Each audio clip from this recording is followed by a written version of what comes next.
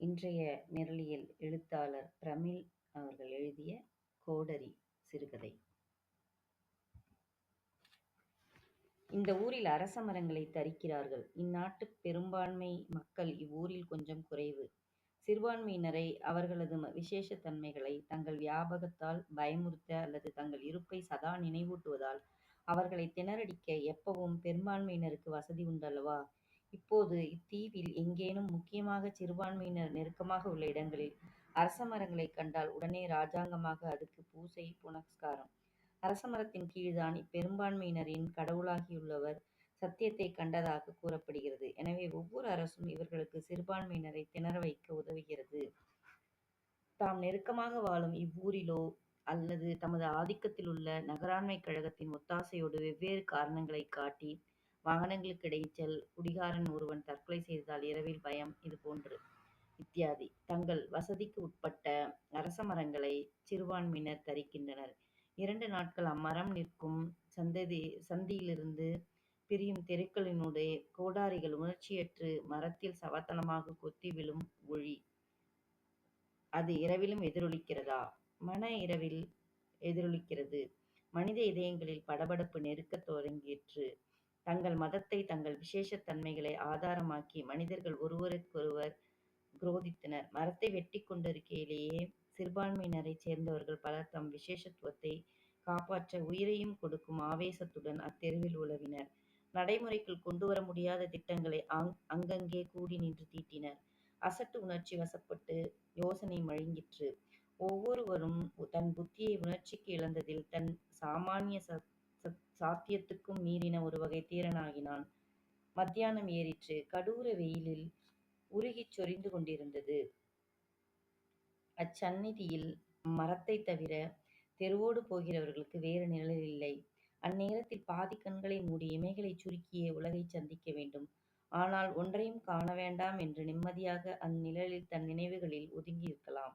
அவ்வப்போது தன்னையும் மரத்தையும் வளைந்து ஓடும் வாகனங்களையும் மறக்கலாம் எனத் தோன்ற வைக்கிறது. அம்மரத்தின் கீழ் நிழலுருவில் நிம்மதி என்பது தேங்கியிருப்பது. அந்த மத்தியானத்தில்தான் பிரம்மாண்டமான அம்மரம் ஹோவென அலறிச் சரிந்தது. கோடாரிக்காரர்கள் வீசி விலகினார்கள். கிளைகள் மோதி உலகைச் சிதறுவது போல் நொறுங்கின. வேடிக்கை பார்த்து நின்ற சிறுவர்களிடையே கைத்தட்டல், குதிப்பு, ஆரவாரம். மனிதர்களிடையே நேர்ந்த இப்போட்டியின் ஆழம் புலப்படாவிட்டாலும் போட்டி அவர்களையும் தொற்றுவிட்டது. எதிர்கால மனிதர்கள் அல்லவா? அன்று மாலை தாம் கட்டிய கூடுகளைத் தேடி அந்த மரத்துக்குத் திரும்பிய காக்கைகள் ஒரு சூன்யத்தையே கண்டன. வாழ்வின் நரகமாயிற்று அவ்வெளி. அவற்றின் கரையும் சப்தத்தில் இன்று தொனிக்கும் பிரலாபத்தை அடையாளம் காண்பார் யார்? உணர்வின் நுட்பம் மனித இதயங்களில் இல்லை. இருந்தால் தன்னைத் தன் சகோதர மனிதனிடமிருந்து பிரிக்கும் முத்திரைகளை ஏன் ஒவ்வொருத்தனும் கௌரவிக்கிறான்? திக்கு கலைந்து பறந்து பறந்து மீண்டும் மீண்டும் விழுந்து கிடக்கும் மரத்தையே வட்டமிட்டன பறவைகள். குலவுவதற்காக கைகளை நோக்கி ஓடிவரும் குழந்தை போன்று காற்றும் ஏமாந்து வெளிவானில் ஓடிற்று. அருகே கடல் கோபத்தோடு கைகளை உயர்த்தி எழுந்து கோஷித்தது. அம்மர நிழலில் வெயிலின் உஷ்ணத்துக்கு ஒதுங்கி உட்காரும் ஏழைகள் நாளை திடுக்கிடுவார்கள். ஆனால் மனிதன் படபடப்புடன் தான் பாதுகாப்பதாக எண்ணுகிறவற்றைப் பற்றியே நினைத்தபடி உலவினான். ஒரு பகுதியினருக்கு உலகே நம் காலடியில் கிடக்கிறது. மற்றவனுக்கு தன் உலகு சரிந்துவிட்டது. இருவரும் ஒரே விருட்சத்தின் மீது வெவ்வேறு மனப்பாவனைகளைக் கொண்டவர்கள். குரோதம் பிறந்துவிட்டது. அன்று மாலை அச்சந்தி ஜனசந்தடியற்றுப் போயிற்று. மரம் தரிபட்டதில் கொதிப்படைந்த பெரும்பான்மையினரின் குடி. நெருக்கமான தெருவொன்றில் ஒருவன் சைக்கிள் விபத்தில் சிக்கிக் காயத்தோடு ஆஸ்பத்திரிக்குப் போனான். அவன் மனிதர்களால் தாக்கப்பட்டதான வதந்தியாயிற்று இந்நிகழ்ச்சி. ஒவ்வொருவனும் தன் விரோதி இனத்தை ஒற்றை மனிதனாக உருவகப்படுத்தினான். எவனும் அன்று அவன் இனத்தின் உருவகமாயினான். எவன் பாதிக்கப்பட்டாலும் அவன் இனமே சீரும், அஞ்சும். இனத்தின் பெயர் மனிதனில் வந்து படிந்தது. அது மட்டுமல்ல, சில கூட்டத்தினர் வெவ்வேறு வகையான உத்தேசங்களுடன் செய்தவை இன அடிப்படையில் காரணம் கொண்டன. இதனால் அவர்களுடன் இன அடையாளத்தால் ஒற்றுமை கொண்டவர்கள் பெருமைப்பட்டனர். தன்னைவிட பிரம்மாண்டமானதுடன் ஒரே முத்திரையினால் ஒன்றுபட்டதில்தானே அப்பிரம்மாண்டமென ஒவ்வொரு துளியும் இருமாந்தது. ஆனால் அதுவும் இன்னொரு பிரம்மாண்டத்துக்கு எதிரிடையானதுதான். பாவம், அந்த துளி தனித்து அந்த எதிரிடையான பிரம்மாண்டத்தின் களத்தில் தான் இருமாந்த தனது பிரம்மாண்டத்தின் பெயரில். ஆனால் ஒற்றைத் துளியாகவே சிந்தக்கூடும் எனக் காணவில்லை. சிந்தி விழும் கணம் தூரத்தின் புலப்படாத காரணகாரிய ஓட்டம் ஒரே வகையாகப் புரிந்து கொள்ளப்பட்டது. ஒவ்வொரு இதயமும் தனக்குச் சிலரால் தரப்பட்ட சட்ட விளிம்புக்குள் அக்காரியங்களை ஒரே வகையாக விளக்கிப் புரிந்து கொண்டது. இதனால் அக்காரியங்கள் தொடரும் காரணகாரிய சங்கிலித் தொடரில் இன்னொரு காரியத்துக்குக் காரணமாகும்போது விளைவு தன்மீதே விடியுமெனவும் உள்ளூர ஒவ்வொருத்தனும் அஞ்சினான். அப்போது மனிதன் என்ற சமுத்திரத்தில் இனங்களினால் இட்ட வரம்புகளினுள் ஒவ்வொரு மனிதனும் தன்னைச் சுற்றி குடும்பமென இட்ட குறுகின வளையம் உயிர்த்தது. துளி மனிதனை ஈர்த்தது. அதற்கும் உள்ளே இவ்விதமான வளையங்களுள் இவையாவற்றின் காரணமுமாக மரணத்தின் சந்நிதியில் உயிர்க்கும் பொட்டு வளையமான நான் குடும்பத்தையும் ஏமாற்றி தன்னை நீடிக்க வைக்கக் காத்திருக்கிறது. தன் குடும்பமெனவும் இறங்கி இறுமாந்து கொள்ளும் மனப்பாவனைகள் தன் முத்திரை ஒற்றுமை கொண்டதால் அல்லவா? அப்போது தான் என்பது அடிவாராக எத்தகைய பிரதானியம் கொண்டிருக்க முடியும்? தனக்குப் புறம்பானதின் முக்கியமின்மையும் தனக்கு உண்டாக்கப்பட்ட முக்கியத்துவம் ஏறும் அதே அளவுக்கு வீழ்வதாகத்தானே இருக்க முடியும்.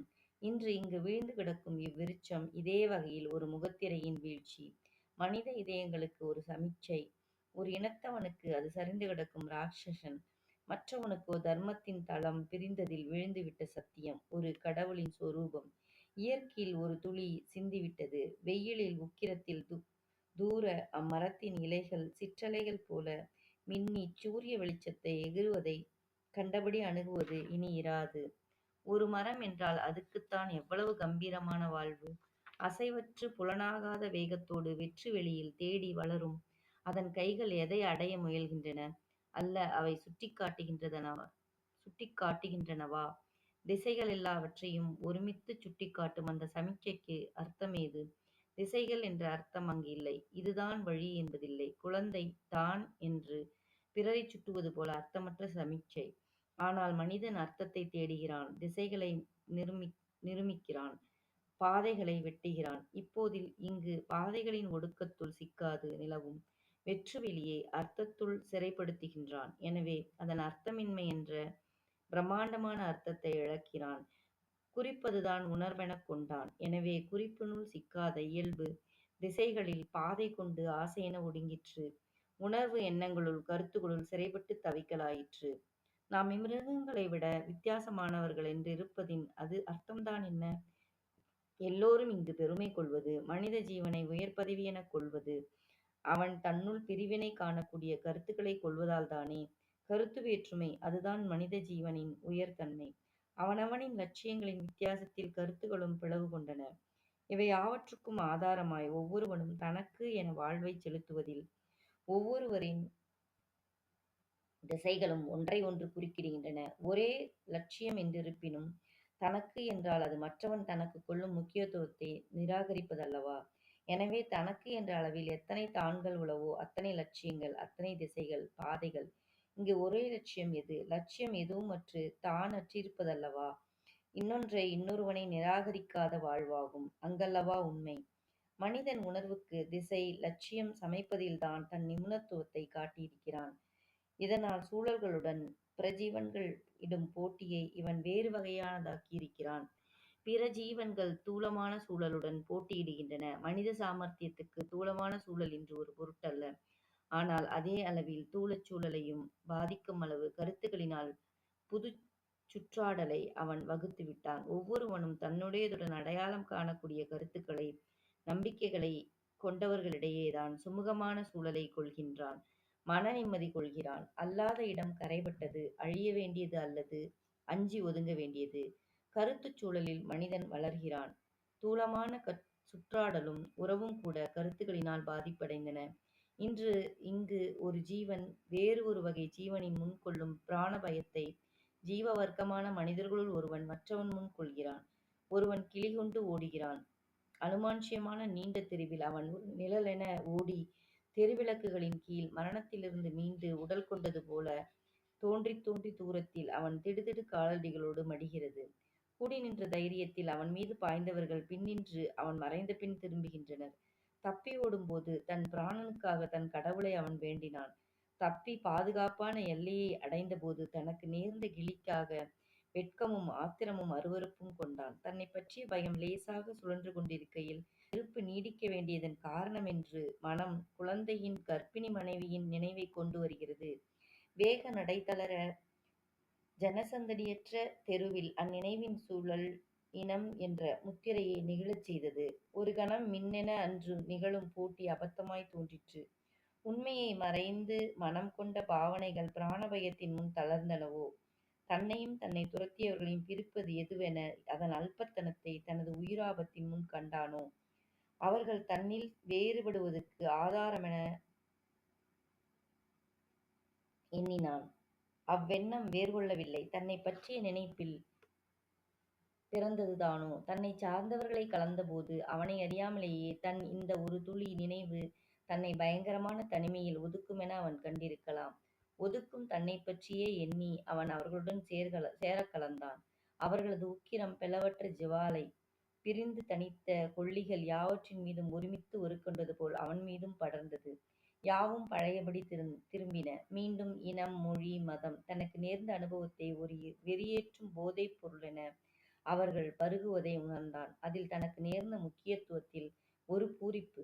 திடீரெனத் தான் அங்கு அந்நிகழ்ச்சியில் இறந்திருந்தாலும் அது ஒரு அர்த்தம் கொள்ளுமென அவ்வர்த்தத்தில் தான் அடையவிருந்த தவறிவிட்ட வியாபகத்தை எண்ணிப் பார்த்தான். தலைவர்களின் அதே வார்த்தைகளை வேகம் குன்றாமல் இவர்கள் உச்சரிக்கிறார்கள். பூரிப்போடு தலைபணிந்து உக்கிரமான அச்சொற்பொறிகளுக்கு இதயத்தைத் திறக்கிறான். இனம் என்ற கோயில் ஒரு உன்னதமான கோபுரத்தோடு நிமிர வேண்டும். தான் ஒரு பிரமாதமா என்ற நினைப்பு ஓடிற்று. இவன் தன்னை அறியாமலேயே தான் என்பதே இனம் எனும் கோயில் எனக் காண்கிறான். தனக்குப் பின்னும் முன்னும் அது கொள்ளக்கூடிய அர்த்தத்தையும் தான் அவ்வெனமென நீடிப்பதில் காண்கிறான். மரணம் தூர அடையாளம் மங்கி உணர்வுக்குத் தென்படாது மங்கிற்று. மரணம் மட்டுமல்ல, கொலையும்தான்.